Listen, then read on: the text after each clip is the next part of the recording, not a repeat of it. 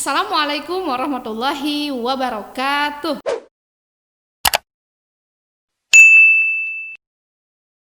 Halo Sobat Madania dimanapun berada, semoga semua dalam keadaan baik dan selalu bersemangat. Selamat datang di podcast Madania.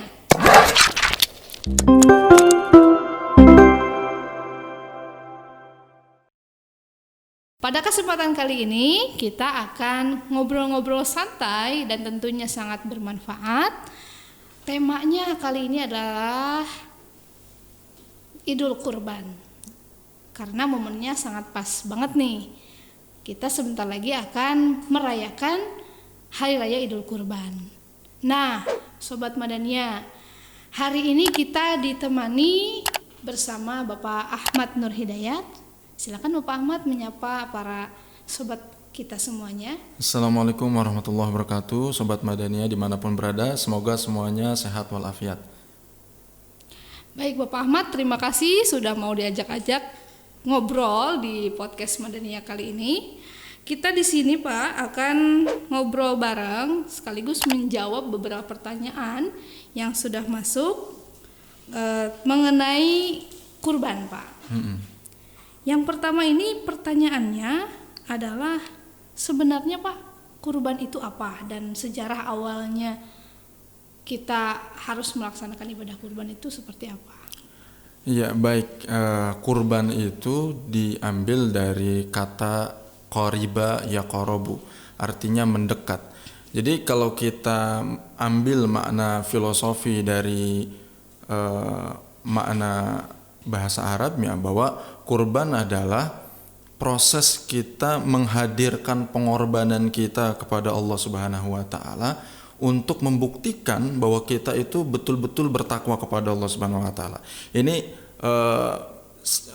contohnya misalnya kalau ada seseorang suka dengan seseorang yang lainnya atau dengan kekasihnya, tentu untuk membuktikan rasa cintanya, yaitu harus ada pengorbanan. Jadi nggak cukup hanya dengan saya sayang dia, saya suka dia, ya tentu juga Bu Sarah begitu. Ketika Bu Sarah menerima ya pinangan dari laki-laki itu, Bu Sarah akan menerima ketika laki-laki itu membuktikan wujud cintanya. Nah, Idul Kurban adalah hari di mana kita diuji oleh Allah Subhanahu wa taala untuk memperlihatkan ketakwaan kita kepada Allah Subhanahu wa taala.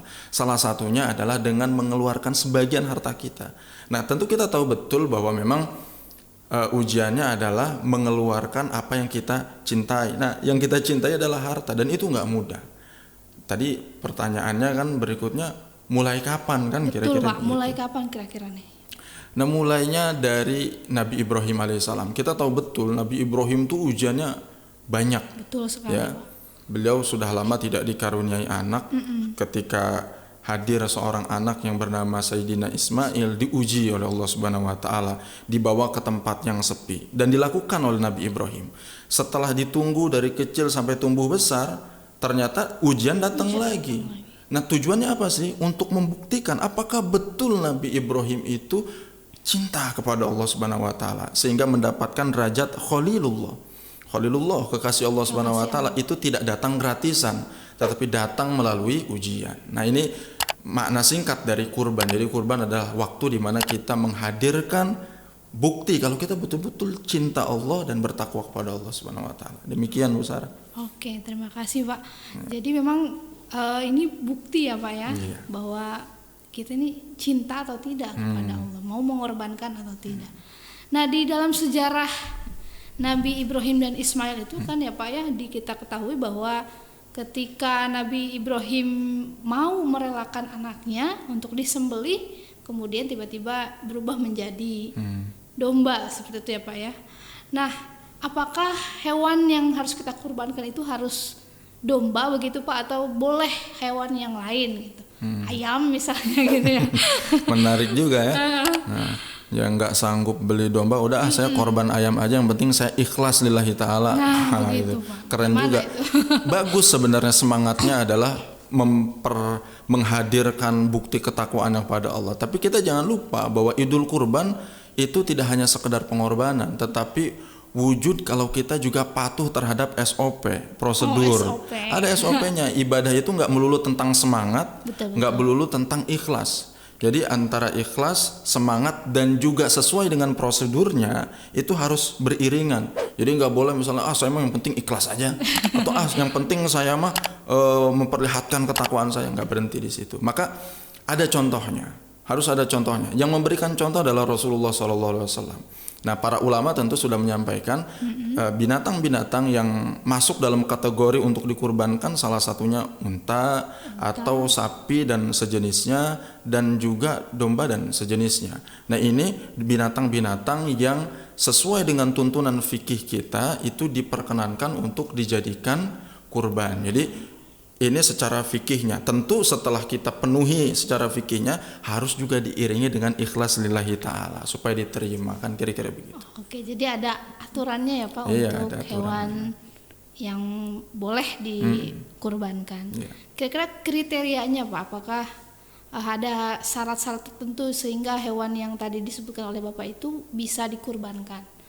Kriterianya atau syarat-syaratnya apakah harus jantan atau betina, atau mungkin harus berapa tahun dulu baru boleh dikurbankan kondisi hewan tersebut, seperti itu? Ya, baik.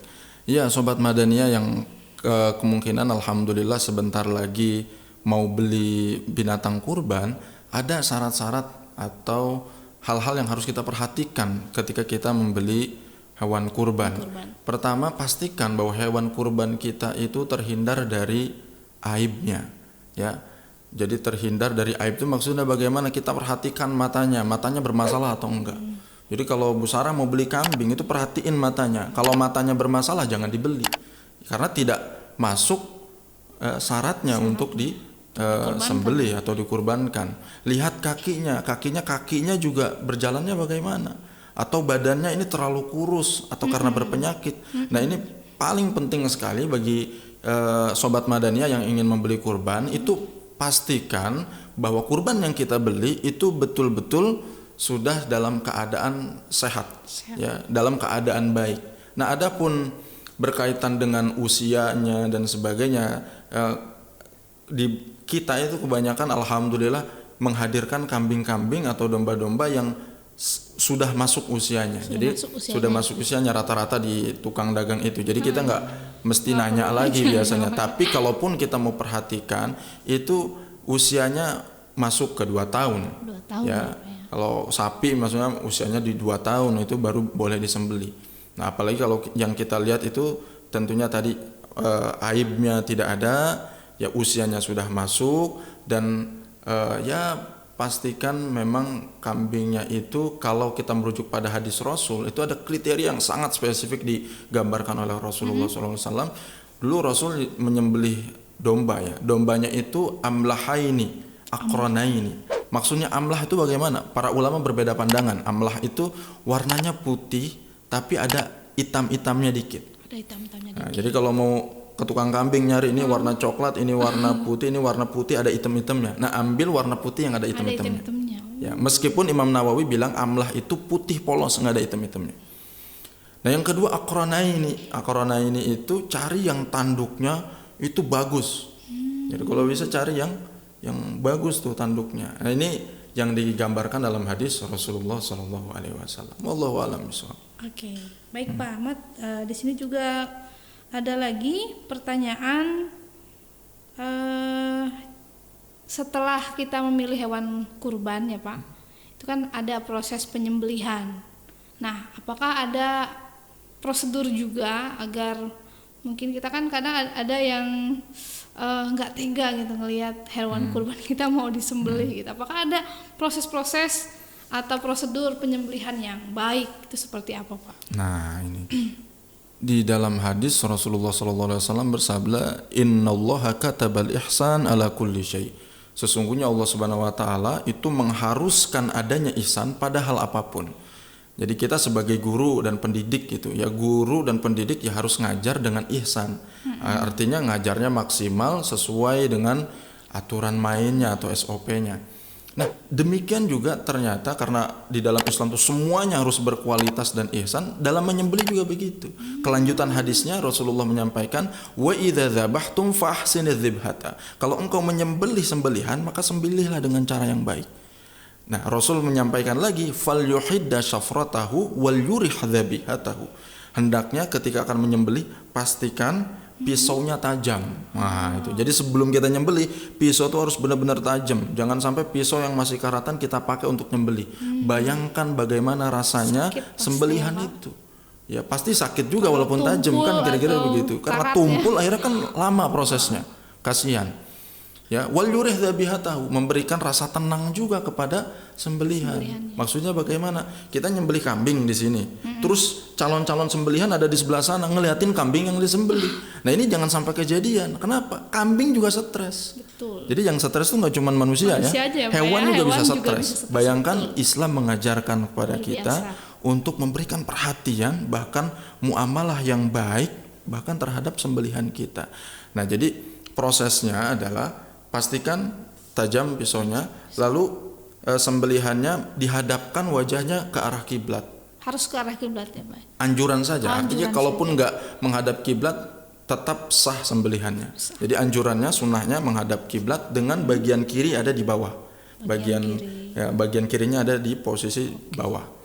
Jadi kita sembelih begitu, pastikan urat-urat yang di leher dombanya atau sapinya itu terputus semuanya.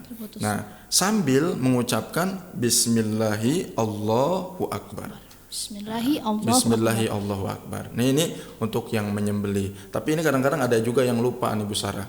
Ya, bahwa ada anjuran sebenarnya dari Rasulullah SAW untuk, kan di kita tuh kebanyakan yang nyembelih tukang jagal, ya enggak? Iya, betul. Kalau di masa Rasul dia yang berkurban, dia yang nyembelih. Memang anjurannya begitu, tapi kan kebanyakan kita mewakilkan kepada orang lain. Nah, anjurannya memang menurut hadis Rasul yang tidak bisa nyembelih sendiri, dia datang hadir di tempat penyembelihan, lalu dia menyaksikan sembelihan itu sambil dia mengucapkan Inna sholati wa nusuki wa mahyaya wa mamati lillahi rabbil alamin la syarikalahu wa bidzalika umirtu wa ana minal muslimin. Jadi sambil sembelih dia baca doa itu tuh yang berkurban itu. Ya, Pak. Ya, dia baca itu yang nyembelih Bismillahi Allahu Akbar. Ini sunnah yang mungkin hari ini banyak ditinggalkan. Tapi karena pandemi ya sekarang kita sulit susah, untuk ya, Pak, melakukan seperti itu. Tapi itu tidak membatalkan kurban. Enggak, itu sunnahnya sunnah saja. Datang ke situ ya. Iya. Oke, baik. Selanjutnya Pak, tadi sudah penyembelihan hewan kurban dan ternyata memang luar biasa Islam sangat memperhatikan hal-hal sampai sedetail-detail itu. Kemudian setelah disembelih hewan itu dibagikan kan ya Pak ya. Kemudian cara pembagiannya atau kepada siapakah, atau ada, kalau misalnya kayak zakat itu ada mustahik ya Pak. Kalau misalkan di kurban ini bagaimana Pak pembagian hewan kurbannya, apakah boleh kepada siapa saja, bahkan mungkin ke teman-teman saudara-saudara non muslim boleh membagikan daging itu atau bagaimana? Iya, soal pendistribusian daging kurban ya, para ulama mengatakan boleh dibagi sepertiga gitu ya. Sepertiga boleh dikonsumsi untuk oleh pekurban dan keluarganya, sepertiga boleh dihadiahkan. Artinya dihadiahkan di sini itu dihadiahkan ke tetangganya yang kaya. Jadi kurban itu tidak seperti zakat. Kalau zakat kan ada 8 golongan, di luar 8 golongan ini nggak boleh nerima. Tapi kalau kurban orang kaya boleh nerima dalam bentuk hadiah, ya kan begitu. Termasuk juga non muslim, saudara-saudara kita yang non muslim, mereka boleh menerima hadiah ini. Jadi kita misalnya sebagai pekurban atau panitia penyembelihan kurban itu boleh mendistribusikan kepada saudara-saudara kita yang non muslim. Nah, berikutnya yang terakhir disedekahkan kepada orang fakir. Nah, sebenarnya sepertiga ini bukan hal yang wajib. Artinya ini kalau mau diambil pun hak si pekurban boleh. Tapi kalaupun enggak sama sekali, saya mau kasih semuanya ke fakir miskin, itu lebih bagus. Gitu. Jadi pendistribusian ini bagusnya ya tadi fakir miskin dihadiahkan dan boleh juga dikonsumsi. Wallahu a'lam bishawab. Baik Pak Ahmad, terima kasih. Selanjutnya ada juga ini pertanyaan yang masuk. Nah, kira-kira Pak kan biasanya nih panitia kurban atau mungkin si yang pengkurbannya itu ada kulit misalnya Pak, Oke. dijual itu gimana Pak? Iya. Ini pertanyaan di banyak masjid ini, dan ini memang polemik karena harga kulit lumayan ya kalau dijual itu. Nah, jadi sebenarnya begini, pelarangan untuk menjual kulit atau tanduk itu pelarangan yang diarahkan oleh syariat kepada yang mengurbankannya. Misalnya saya yang berkurban nih, saya berkurban lalu disembelih oleh panitia. Nah, kulitnya itu boleh saya ambil, tapi 2 syaratnya. Untuk dimanfaatkan sendiri pribadi, misalnya kulitnya saya ambil buat apa? Buat jadi karpet.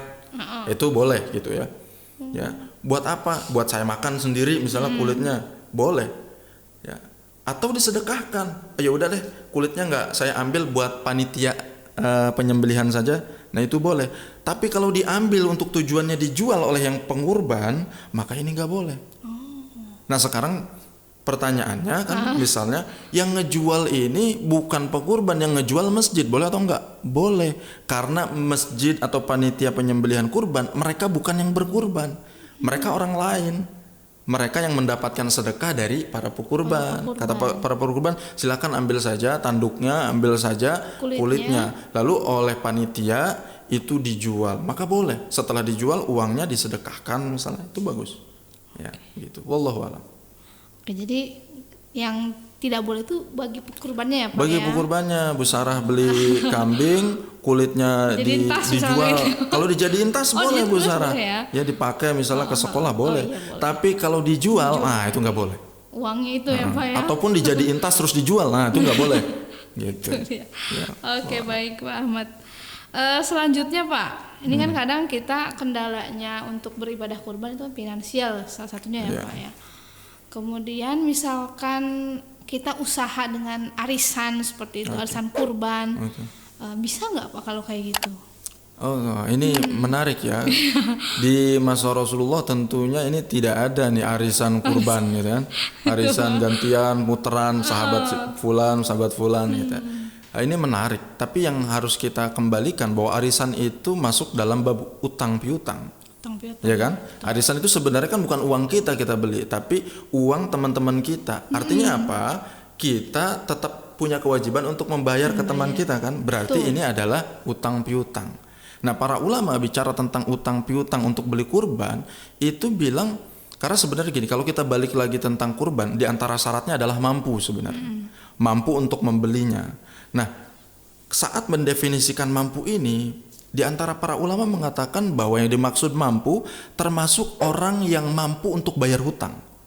Jadi misalnya di bulan Zulhijjah saya emang kebenaran nggak punya duit, tapi saya bulan depan saya punya duit gitu.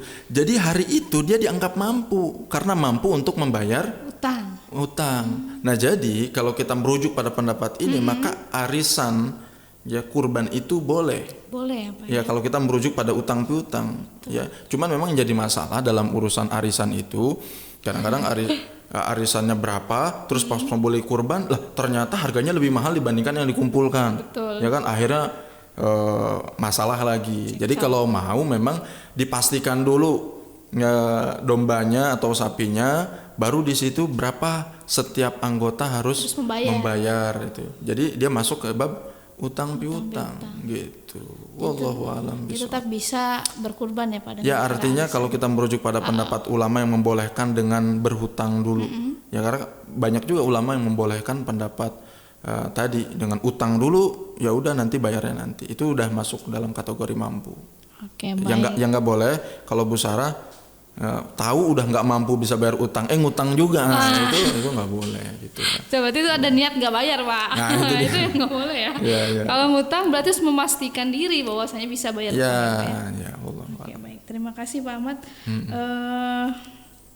Kemudian selanjutnya nih Pak, pertanyaan yang mungkin sering sekali dipertanyakan juga soal akikah Pak. Jadi misalkan saya mau berkurban tapi alasannya belum akikah nih, apakah harus akikah dulu atau kurban dulu, seperti apa itu Pak? Iya, ini pertanyaan yang sering kali diulang-ulang ya, setiap datang Pak. Idul Adha pasti akikah dulu, kurban dulu. Nah memang pertama dua-duanya itu hukumnya sunnah muakkadah. Sunnah muakkadah. Ya, bedanya memang akikah itu anjurannya berkaitan dengan kelahiran. Jadi anak lahir 7 hari kemudian ya dianjurkan untuk menyembelih. Kalau nggak bisa di hari ke-7, di hari ke-14. Nggak bisa di hari ke-14, hari ke-21. Lah ini anak udah 8 tahun usianya. Jauh banget. Udah lewat nih misalnya. Oh ternyata usianya udah 45 tahun. Nah, sementara kita sekarang ada di Idul Adha. Kalau kita mau pilih akikah dulu atau Idul Adha dulu, bagusnya berkurban dulu. Karena berkurban itu terikat dengan waktu yang hari ini kita belum tentu ada jaminan tahun depan kita masih ada umur. Masih ada umur tahun depan. Ya, ini cuman tanggal 10 sampai tanggal 13. Ya. Nah, sementara akikah yang sudah terlewat beberapa tahun yang lalu itu bisa kita lakukan setelahnya. Ya, setelahnya, karena sebenarnya waktunya itu harusnya di hari ke-7, hari ke-14 atau hari ke-21. Kalau udah lewat dari itu ya udah nggak usah ngeliat tanggal lagi. Ya, jadi bagusnya sekarang pilihannya kurban dulu. Tapi saya tertarik dengan pendapat Ar-Ramli dari kalangan Syafi'iyah. Beliau katakan boleh dihadirkan 2 niat bersamaan. Jadi misalnya saya belum akikah, gitu ya, dan juga belum berkurban. Sementara sekarang ada di Idul Adha. Baiknya bagaimana? Hadirkan saja niatannya dua-duanya. Ya, jadi beli kambing. Kalau laki-laki kan kambingnya 2, kalau perempuan 1 gitu kan. Nah, perempuan misalnya 1, ya udah diniatkan untuk berkurban dan juga diniatkan untuk akikah dia. Gitu. Nah, menurut Imam Ar-Ramli ya kata boleh begitu dan mendapatkan pahala dua-duanya. Karena merujuk pada hadis Rasul, innamal a'malu binniyat. Segala amalan itu bergantung pada niatannya. Gitu. Ada juga pendapat seperti pendapat Imam Ibnu Hajar Al-Asqalani. Beliau mengutip perkataan dan riwayatnya Imam Qatadah dari kalangan tabi'in. Jadi siapa saja yang belum berakikah, maka dengan berkurban akikahnya sudah terpenuhi ya. Gitu. Nah, gitu. Wallahu a'lam bishawab. Oke, baik, terima kasih Pak Ahmad. Sangat menarik sekali. Mungkin terakhir Pak Ahmad pertanyaannya, dari tadi kita sudah berbicara tentang sejarah, kemudian hakikat daripada kurban tadi mendekatkan diri ya Pak ya, kemudian juga pemotongan hewan kurban dan sebagainya. Mungkin terakhir Pak, hikmah atau dalam beberapa hadis kan dikatakan bahwa ketika orang berkurban itu nanti hewan yang dikurbankan akan menjadi kendaraan di akhirat sana begitu Pak. Bagaimana mungkin penjelasan lebih lanjut atau lebih banyak lagi dari Pak Ahmad? Ya, hikmah yang pertama adalah syukru ni'amillahi ta'ala.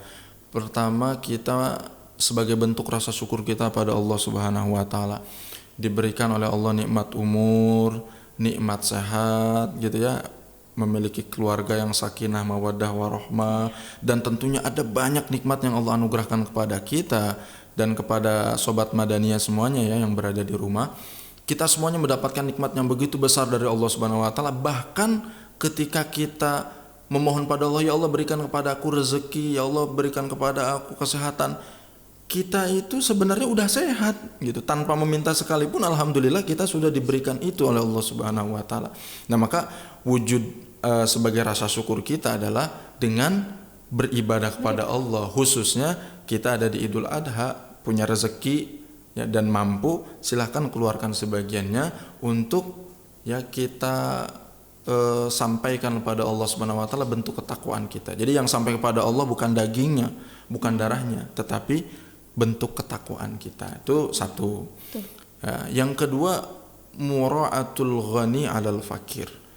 Adanya perhatian orang kaya kepada orang miskin. Ya, kalau kita mau sensus gitu ya, ada banyak orang ya di sekitar kita yang bisa jadi nggak berkesempatan makan daging, gitu ya. Ini menjadi penting makanya untuk kita mendistribusikan daging itu kepada orang fakir dulu, gitu ya. Orang fakir dulu. Jadi kalau orang fakirnya banyak, itu kan ya udah kita bagiin dulu ke mereka. Jangan sampai buat kita dulu, baru sisanya ke orang fakir. Nah, ini kurang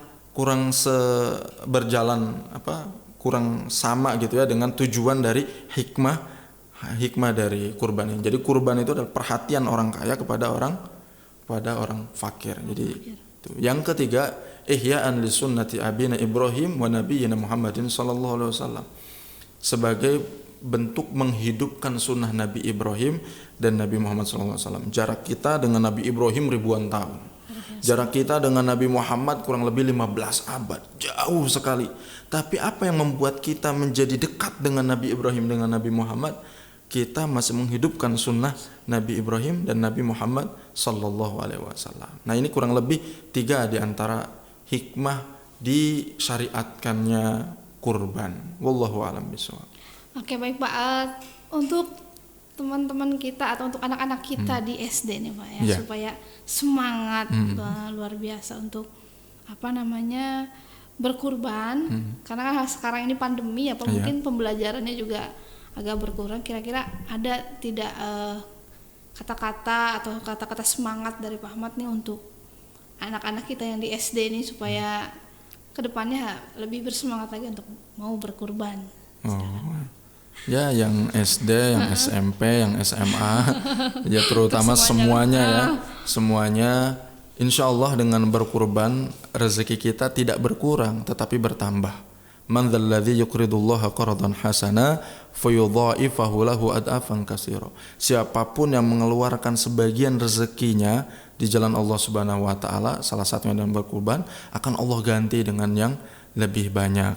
Jadi dengan berkurban insya Allah harta kita semakin dilapangkan oleh Allah. Dengan berkurban insya Allah hidup kita lebih barokah. Dan tadi sebagaimana yang disampaikan oleh Bu Sarah, insya Allah juga amal soleh kita akan diperlihatkan oleh Allah Subhanahu wa ta'ala di hari kiamat. Maka berkurbanlah ya. Oke, semangat ya Pak.